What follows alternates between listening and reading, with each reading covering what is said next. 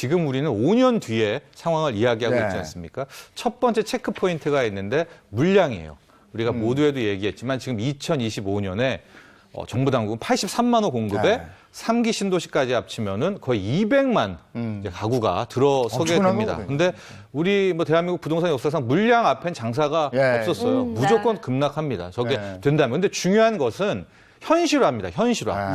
계획대로 될 수가 있을까? 네. 정말 2025년에는 저 많은 공급들이 나올까? 그러니까 이런 신뢰도의 문제거든요. 그래서 당장 올해 뭐 내내 혹은 내년 초 이 정도의 막 택지도 잘 조성된데 막 실제로 분양도 되고 들어설 수 있대. 이런 신뢰도가 나온다면 네. 시장은 먼저 반영하거든요. 네. 그러면 가격은 조정을 받을 수가 있겠다.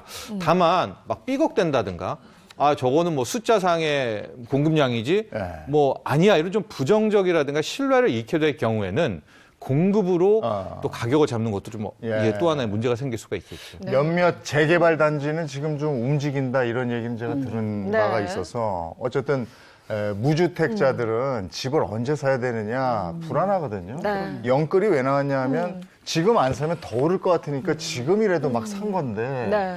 어떻게 해야 되겠습니까? 그렇습니다. 현재 영끌을 통해서 너무 오르기 때문에 네. 아마 패닉 바잉 현상들이 많이 나오고는 있는데요. 지금 위험한 타이밍인 것은 맞습니다. 일단 뭐 가격적으로도 그렇고 저금리 시대가 이제 뭐 8년, 9년째 이어지고는 네. 있어요. 하고 뭐 많은 전문가들이 저금리 한 2년 더 간다, 3년 더 간다. 그럼 돈잔치 더 하는 거 아니겠습니까? 그러나 금리가 2년 저금리가 더 갈지 안 갈지는 그 누구도 네. 모르는 것이고요. 또 하나 좀 걸리는 것이 지금 가계부채가 너무 많아요. 1,700조, 1,800조, 뭐 1,900조이기 때문에 금리만 조금만 오르던가 네. 아니면 우리 소득 구조에 조금만 문제가 생겨도 큰 틀에서 이게 삐걱될 수가 있습니다. 그렇기 네. 때문에 현 시점에서 막 영끌, 무조건 집 사야 돼. 부동산은 뭐 반드시 올라. 이런 것들은 상당히 조심해야 될 필요가 있다는 것도 말씀드리고요. 네. 더욱 중요한 것은 우리가 앞서 얘기했던 트렌드입니다.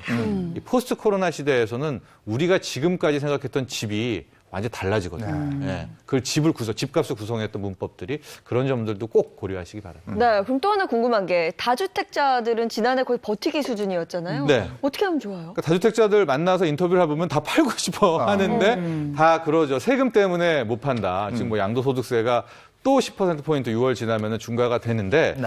중요한 것은 과연 그럼 이 세금이 풀어질까? 그러니까 지금 높은 이 세율이 떨어질까? 그럴 가능성은 낮아 보입니다. 왜냐하면 앞으로는 정부가 돈을 푸는 작업들이 많아지거든요.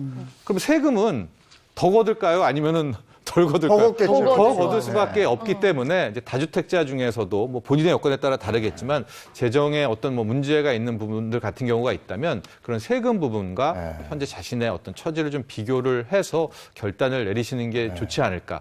아마 세금 부분은 앞으로 더 꾸준히 뭐 비단 부동산뿐만이 아니라 오를 수밖에 없는 구조가 아닌가 이렇게 생각해 봅니다.